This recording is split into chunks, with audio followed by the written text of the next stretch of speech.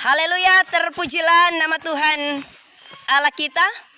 Bapak Maba, saudara orang beriman yang sangat diberkati oleh Tuhan Yesus Kristus. Shalom. Sekali lagi shalom. Mengawali perenungan ini saya menyampaikan selamat merayakan Hut Gemit Reformasi. Selamat mengambil bagian dalam penutupan bulan keluarga. Selamat mengambil bagian dalam penutupan hari Pasutri. Dan kiranya firman Tuhan menjadi bagian yang mendatangkan sukacita bagi kita. Bapak Mama, saudara orang beriman yang sangat diberkati oleh Tuhan Yesus Kristus. Indonesia negara yang besar. Dan untuk mempertahankan Indonesia, tentunya bahwa ada 4 pilar yang tentunya dipakai dan dengan gencar-gencar disosialisasikan melalui berbagai media. Baik itu melalui media sosial yang pakai HP. Jangan cuma tunggu metua chat baru baca. Buka di Google, cari itu 4 pilar kebangsaan, ada di situ bisa tahu. Jangan tunggu bilang tunggu metua nanti inbox. Buka di Google, tanya 4 pilar kebangsaan itu yang model mana. Ada banyak orang dan juga ada banyak media tentunya dengan gencar menyampaikan ini sebagai suatu sarana pemersatu bangsa untuk menjaga Indonesia dari serangan dan juga tantangan yang dilakukan oleh kelompok-kelompok radikal untuk menghancurkan NKRI. Pilar-pilar itu yang pertama Bapak Mama yaitu Pancasila.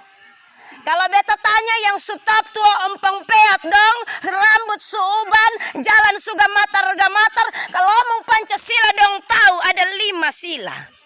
Tetapi coba tanya yang karutuk-karutuk dong, tahu Pancasila? Bisa sebut 5 Pancasila?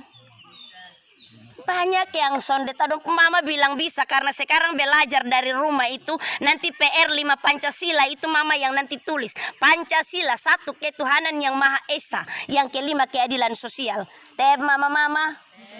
Mama-mama yang nanti kerja dong PR pi sekolah 10. Tapi dong sondeta itu Pancasila. Pilar yang pertama Pancasila. Yang kedua Undang-Undang Dasar 1945. Apa ya tanya undang-undang Pancasila sadong sun. Kaisa. Apalagi kalau undang-undang dasar 1945. Tetapi kalau coba tanya itu mobil-mobil di Filentayo, dong hafal semua. Coba kalau tanya itu pemeran Boboiboy, dong paling tahu. Artis Korea mana yang dongson hafal? Amin kok. Amin. Yang ketiga Bhinneka Tunggal Ika. Sebenarnya omong begini harus Bapak Babim, tapi ini hari pendeta ambil alih tahan. Bhinneka Tunggal Ika. Bersatu kita teguh, bercerai kita runtuh. Pilar yang keempat yaitu Negara Kesatuan Republik Indonesia atau NKRI. Harga mati, mau mati tetap Negara Republik Indonesia. Itu 4 pilar yang sementara ini gencar-gencar disuarakan. Bapak Maba, saudara orang beriman, kenapa beta mengawali ini? Alkitab menyebut tiang pilar sebagai tiang penopang dalam gereja.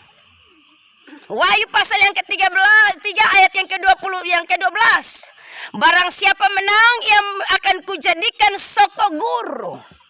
Soko guru itu bukan orang serba tahu atau guru besar. Terkadang kau tanya saja di soko guru. Bukan. Soko guru atau pilar dalam bait Allah akan kujadikan sebagai soko guru atau pilar di dalam bait suciku, dan tidak akan keluar dari situ, dan padanya akan kutuliskan namaku, yaitu Yerusalem baru yang turun dari sorga dari Allahku, dan namaku yang baru. Soko guru dalam Kamus Bahasa Indonesia disebut sebagai tiang tengah, tiang seri, atau turus negeri. Tiang pilar. Jadi kalau kotong bikin rumah itu bilang, tunggu dia pun pilar-pilar dong. Bikin gereja juga gitu. Kalau dia pun tiang pilar-pilar dong kuat, maka sebentar dia pun gereja juga diri kokoh, rumah juga diri kokoh. Sonde ada yang bangun, sonde anyam besiko bikin tiang pilar. Sebentar taruh habis batu cetak jurubu semua. Soko guru, tiang tengah, tiang seri, turus negeri. Tetapi bahasa Alkitabiah soko guru yaitu tiang pilar yang menopang atau sebagai penopang utama dari bangunan. Dalam bahasa Yunani disebut dengan kata trulos dan dalam bahasa Ibrani amut. Ini beta umum pakai orang Timur Tengah amut. Kalau kita di Mio bilang amut. Kalau orang di Timur Tengah amut. Kalau yang di Mio bilang amu nasi. Yang ada nama panggilan amu minta maaf ya. Ini tidak bermaksud, tapi memang bahasa Ibraninya bilang amut. Amut atau tiang pilar terdapat pada tengah-tengah bangunan. Sebagai bagian dari penopang bangunan yang sangat penting. Demi tegaknya dan kuatnya sebuah bangunan. Bapak mama, bapak saudara orang beriman, jemaat yang sangat Tuhan Yesus kasihi.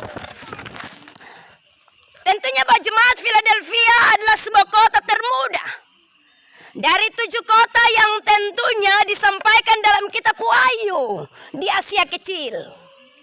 Philadelphia ini ada 7 kota di mana Tuhan menyatakan isi hatinya dalam kitab Wahyu.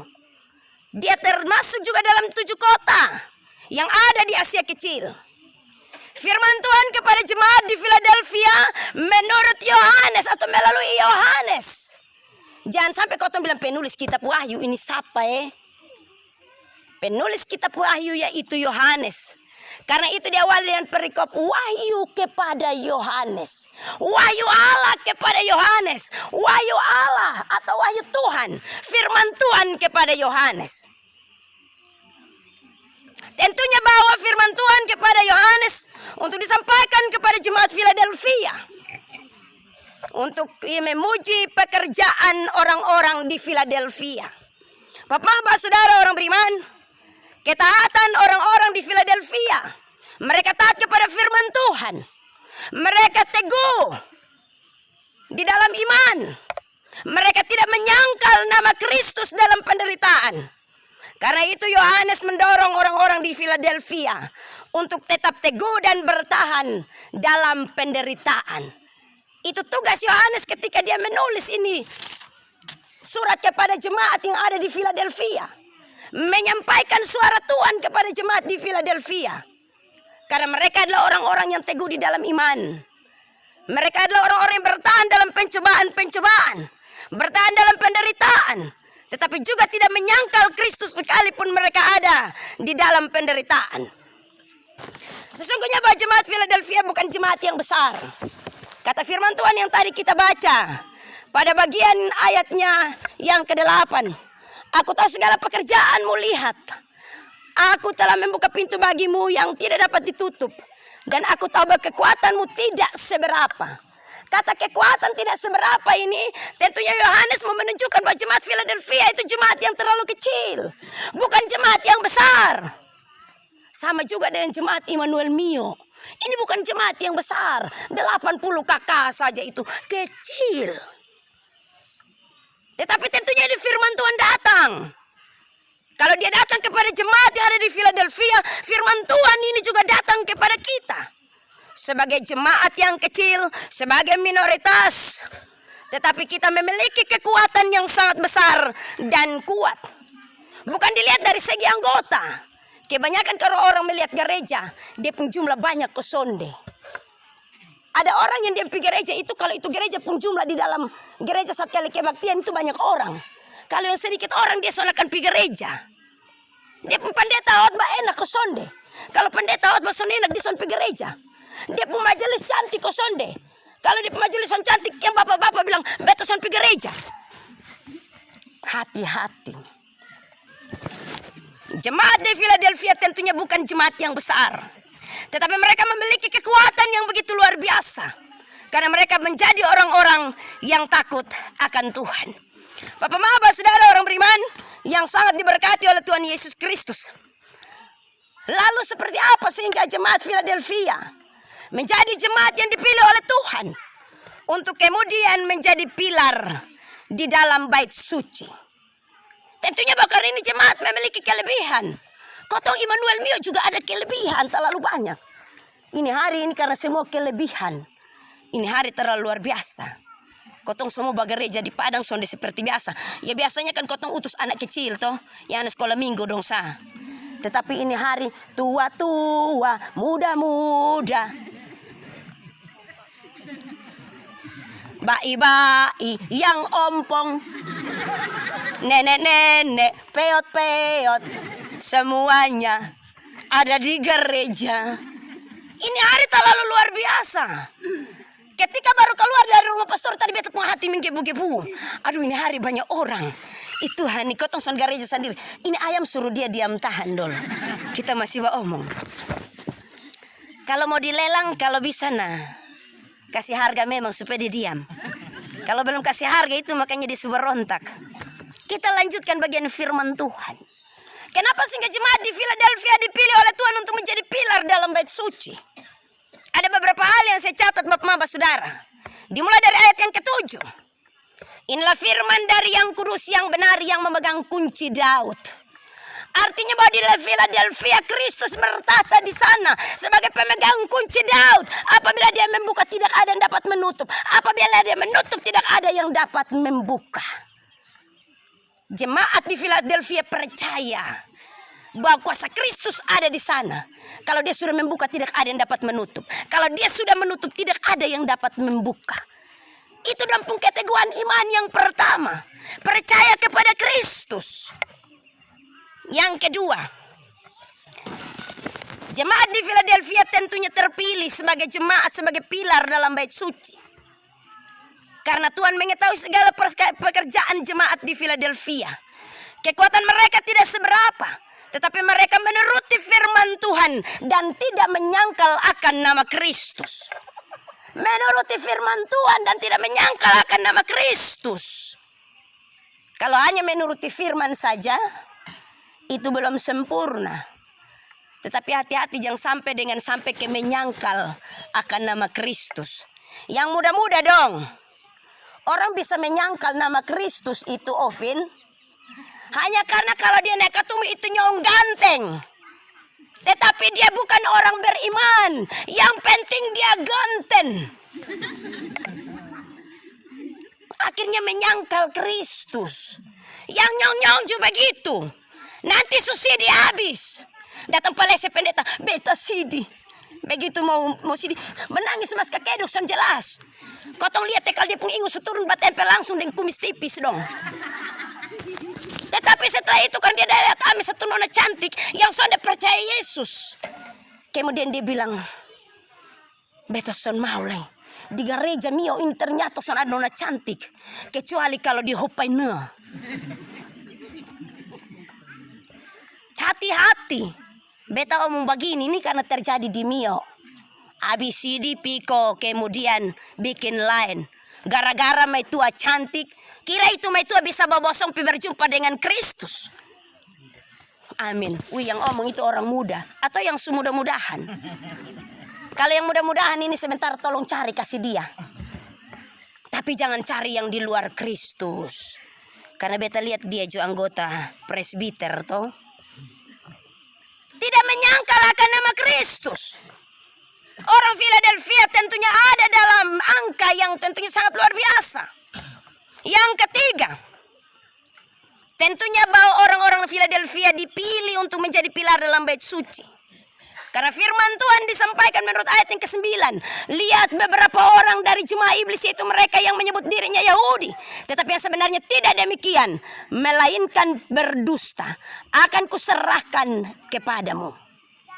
Allah memilih jemaat Philadelphia. Untuk kemudian orang-orang yang tidak percayakan Kristus. Diserahkan kepada jemaat-jemaat di Philadelphia. Untuk kemudian melihat keteladanan hidup.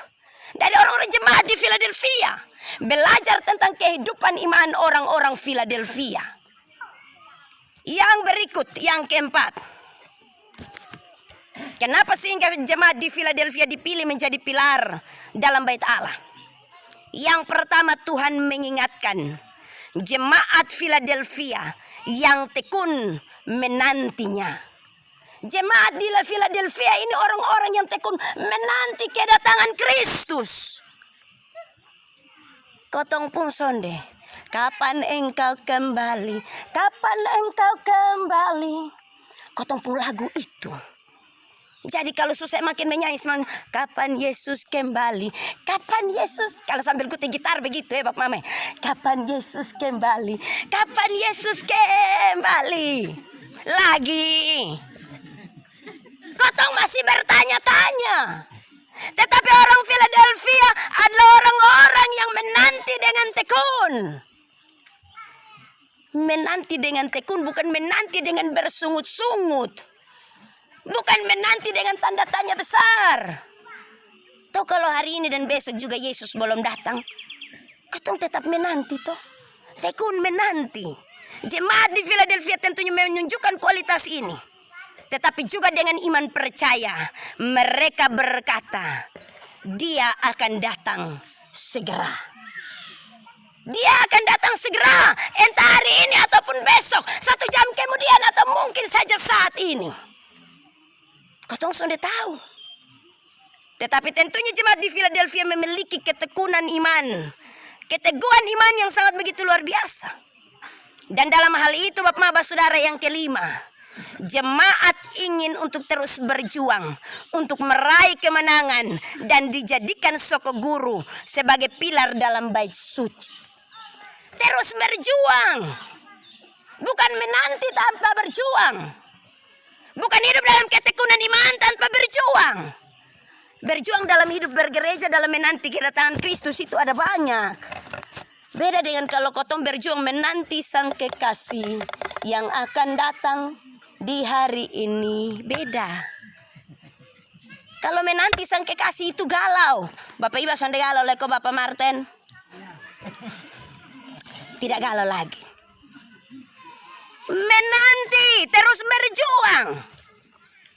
Kenapa sehingga perjuangan dibutuhkan di sana Bapak Saudara orang beriman? Jemaat di Philadelphia menanti dan berjuang karena mereka tahu bahwa ke depan akan dijadikan soko guru dalam bait suci, menjadi tiang pilar bagi bait Allah. Dalam hal ini kita menjadi tiang pilar dalam kehidupan persekutuan berjemaat, menjadi tiang pilar dalam kehidupan persekutuan bergereja.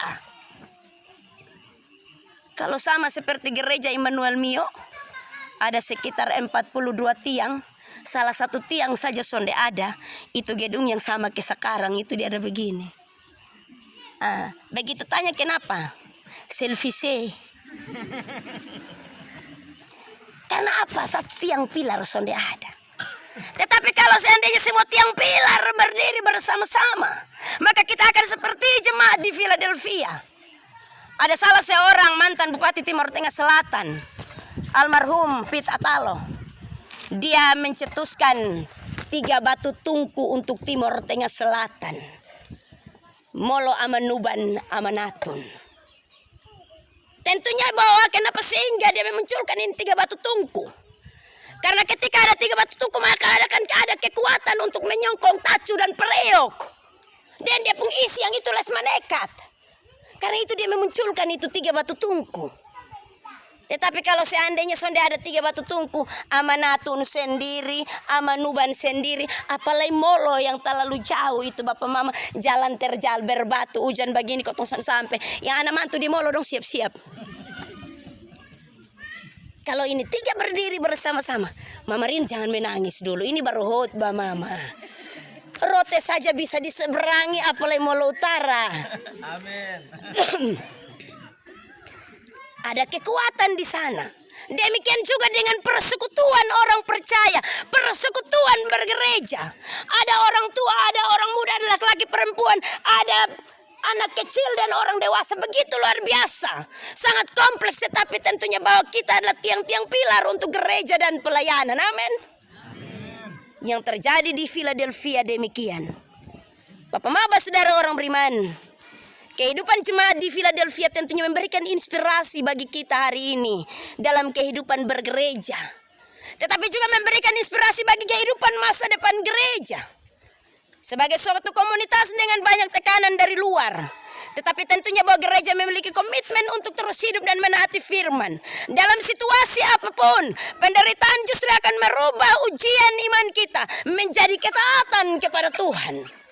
Itu yang terjadi di Philadelphia. Karena itu tentunya Bapak saudara orang beriman, dan kita melihat kehidupan jemaat-jemaat di Philadelphia. Hari ini gereja Masih Injili di Timor memasuki usia yang ke-74. Kalau usia yang ke-74 itu yang tadinya saya awali. Kakek-kakek, nenek-nenek, gigi ompong, pong. 74 itu bukan usia yang muda. Tentunya bahwa ini usia yang sudah sangat luar biasa.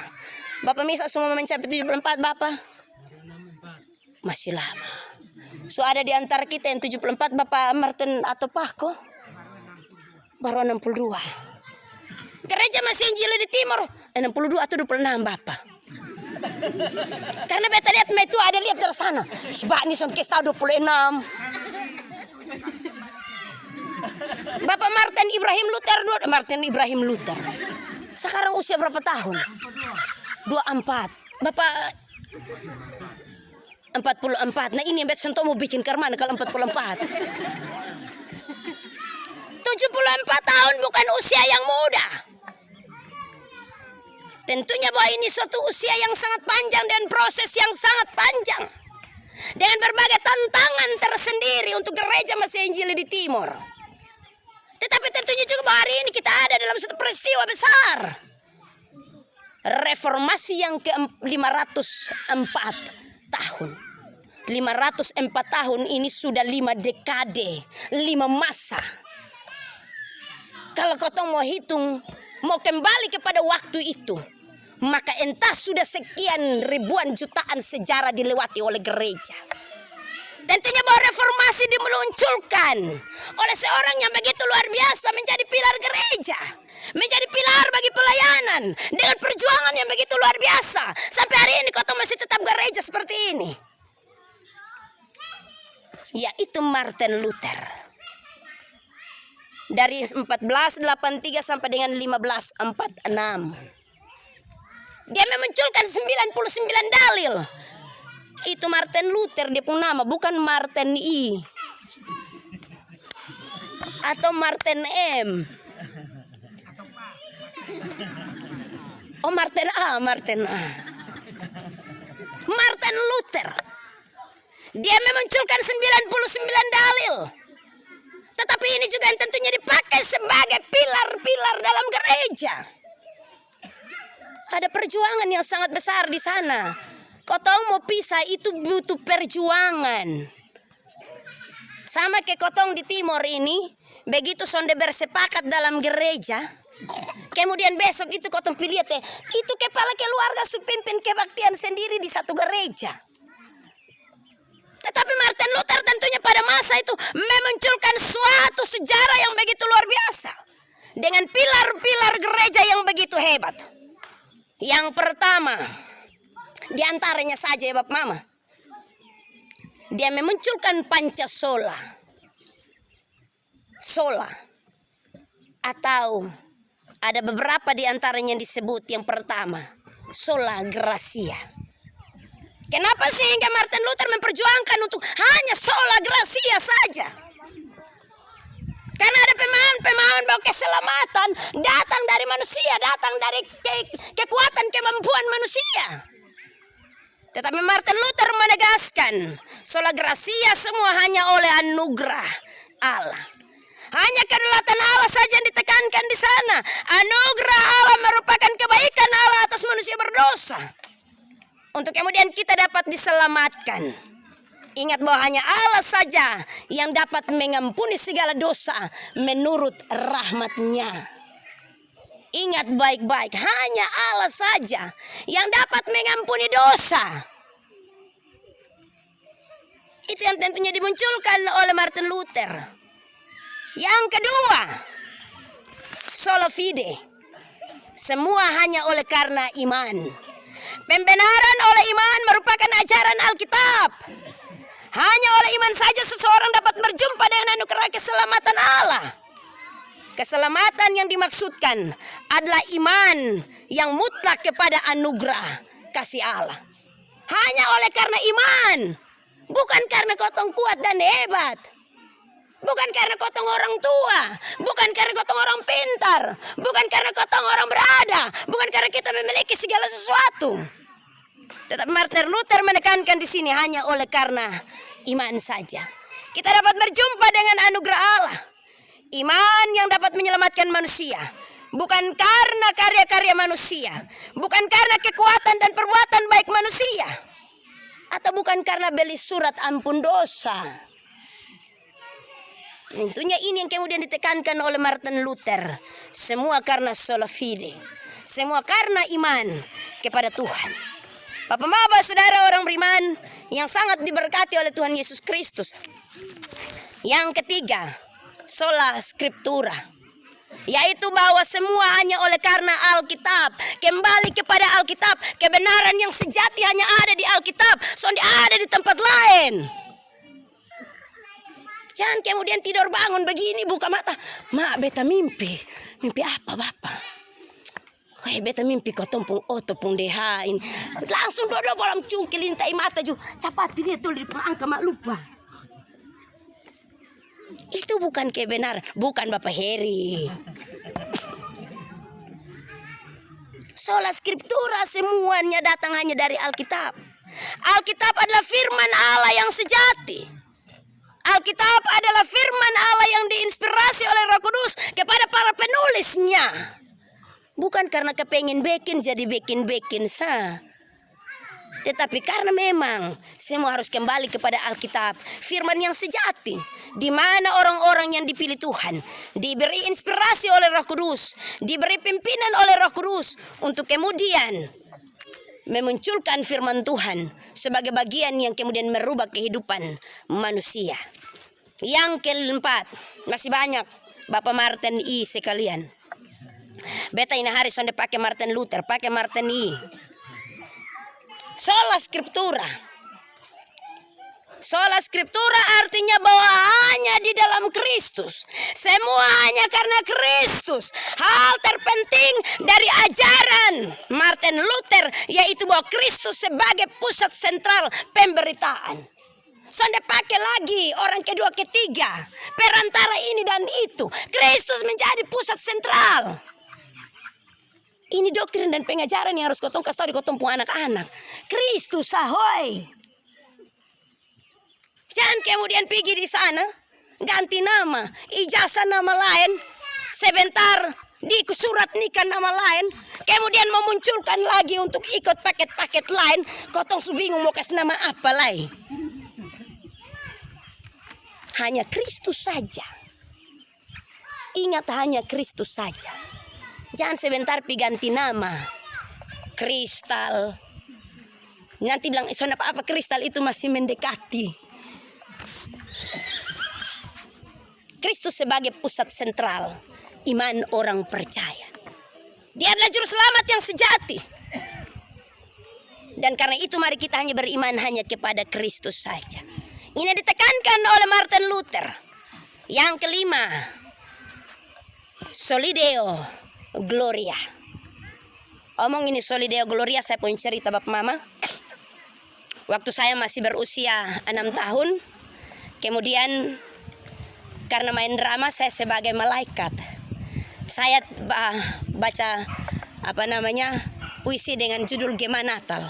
Di itu Gema Natal itu di akhir dari ini puisi ini ada Soli Deo Gloria. Waktu itu lidah masih pendek. Jadi kemudian saya waktu itu ada guru sekolah minggu namanya Bapak Dalek Falo. Semoga nanti di YouTube dia ikut kok, dia ketawa sedikit. Sekarang itu dia jadi pelatih wushu, kungfu. Jadi Bapak Mama, begitu sampai di terakhir ini Soli Deo Gloria, beta sulidah pendek, sonde bisa. Soli Deo Gloria. Soli Deo Gloria, adek. Soli Deo Gloria. Adek, Gloria. Gloria. Soli Deo Gloria. Saya ngomong begitu supaya jangan tegang. Karena ini angin sepoi-sepoi di bawah pohon, ini tempat yang enak untuk kemudian kita mengangguk-angguk segala apa yang diberitakan oleh pendeta. Soli Deo Gloria. Segala hormat hanya bagi Allah. Segala kemuliaan hanya bagi Allah. Atau kemuliaan hanya bagi Allah saja. Segala aktivitas haruslah mendatangkan kemuliaan bagi Allah. Apapun yang kotong bekin, entah hidup dalam persekutuan rumah tangga, sebagai suami, sebagai pilar bagi rumah tangga, sebagai istri, sebagai pilar bagi rumah tangga, sebagai anak-anak, pilar bagi keluarga. Apapun yang kita buat semua bagi kemuliaan Allah. Dalam kehidupan bergereja juga begitu. Jangan sampai sebentar pendeta sombong karena dia pun YouTube khotbah orang nonton, kemudian kok au. Segala kemuliaan hanya bagi Allah saja. Kita jangan sombong dengan apa yang kau miliki. Segala kemuliaan hanya bagi Allah saja. Dia yang layak menerima segala hormat, segala pujian, syukur dan kemuliaan.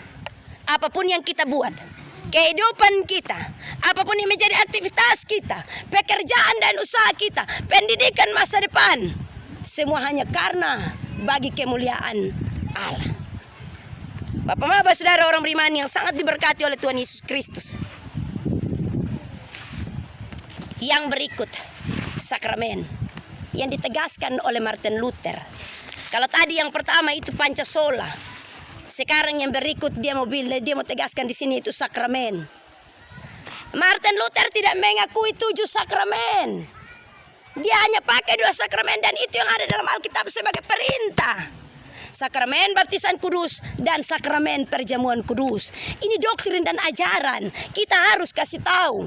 Bukan hanya memberitakan firman Tuhan yang enak-enak, tetapi dalam khotbah orang juga harus mengajar. Sakramen hanya ada 2. Jangan mau nikah juga bilang sakramen pernikahan kudus. Begitu mau kubur orang mati, sakramen pemakaman orang mati. Sudah ada. Di dalam Alkitab hanya ada 2 perintah. Sakramen baptisan kudus dan juga sakramen perjamuan kudus. Kenapa hanya ada ini 2? Melambangkan bahwa kita mati bersama-sama dengan Kristus ke dalam kematiannya. Dan kemudian kita dibangkitkan bersama-sama dalam kebangkitannya. Bapak-bapak, saudara orang beriman yang ketiga, jabatan dan tata gereja. Ini yang Martin Luther perlu untuk tata bagi kita. Jabatan dan juga tata gereja. Semua orang percaya menurut Martin Luther berhak untuk memiliki jabatan sebagai imam dan dapat menjalankan fungsi sebagai imamat. Orang percaya dan diterima melalui kematian dan kebangkitan Kristus. Semua dapat itu hak. Bapak-bapak dalam rumah itu sebagai imam. Mama-mama dalam rumah kalau bergumul dan tak cupriok, kotong jadi imam untuk sebentar kita mengidangkan yang baik dalam rumah. Anak-anak juga jadi imam dalam rumah. Jangan bikin jengkel orang tua ke sebentar 1-2 hari. Begitu kotong lihat bapak su jalan miring-miring, tanya kenapa? Bapak tuh hari-hari tenis. Oh, jalan su begitu. Kita jadi imam. Imam dalam persekutuan hidup tiap-tiap hari. Martin Luther membawa untuk kita melihat jabatan dan tata gereja. Semua orang percaya diberikan hak yang sama. Yang keempat, yang terakhir, tata ibadah. Tata ibadah bukan hanya omong soal liturgi. Bukan hanya omong soal perjamuan kudus. Ada gereja-gereja tertentu yang menitik beratkan kepada perjamuan. Kalau gereja son pakai perjamuan son enak. Syukur-syukur kalau itu bukan perjamuan seperti yang bapak-bapak dong punya. Perjamuan khusus. Perjamuan Martin I, Martin A, perjamuan IN. Perjamuan yang satu ini dia susap-susap mulut. Saya semoga kementosan sebutkan. Nah, itu inisial. Perjamuan JT. Bukan TJ, JT. Ada banyak gereja-gereja yang menekankan kepada perjamuan kudus. Tetapi Martin Luther menekankan di sini soal tata ibadah, yaitu berpusat kepada khotbah. Kita harus menyampaikan apa yang menjadi kebenaran kepada jemaat. Memusatkan Kristus dalam pemberitaan. Perjamuan kudus sampai kau hidup berubah. Tetapi kalau perjamuan kok, apalagi sekarang ini kan anggur perjamuan dari sinode itu enak. Kalau satu saloki begini dia berpanas satu kuping sah. Kalau dua saloki dua-dua. Kalau seandainya satu cawan besar, lihat saja dia jalan je oleng. Kalau tanya kenapa latihan dansa, karena bulan Oktober pesta banyak. Amin kok. Bapak Iba senyum-senyum. Tentunya Bapak penekanan soal tata ibadah, yaitu lebih merujuk kepada pemberitaan firman Tuhan. Pemberitaan kabar baik yang mendatangkan damai sejahtera, yang merubah kehidupan orang, yang membawa kepada pertobatan, tetapi juga membawa kepada pertumbuhan iman jemaat. Bapak-bapak, saudara orang beriman yang sangat diberkati oleh Tuhan Yesus Kristus, semua kita dipilih untuk menjadi pilar, menjadi tiang untuk kekuatan gereja dan pelayanan. Semua kita dipilih oleh Tuhan untuk menjadi pilar dalam kehidupan rumah tangga dan keluarga.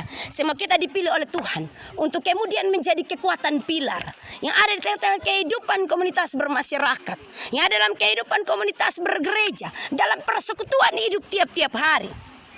Kita semua dipilih untuk menjadi pilar supaya persekutuan hidup bergereja tetap berdiri bagi kemuliaan nama Tuhan.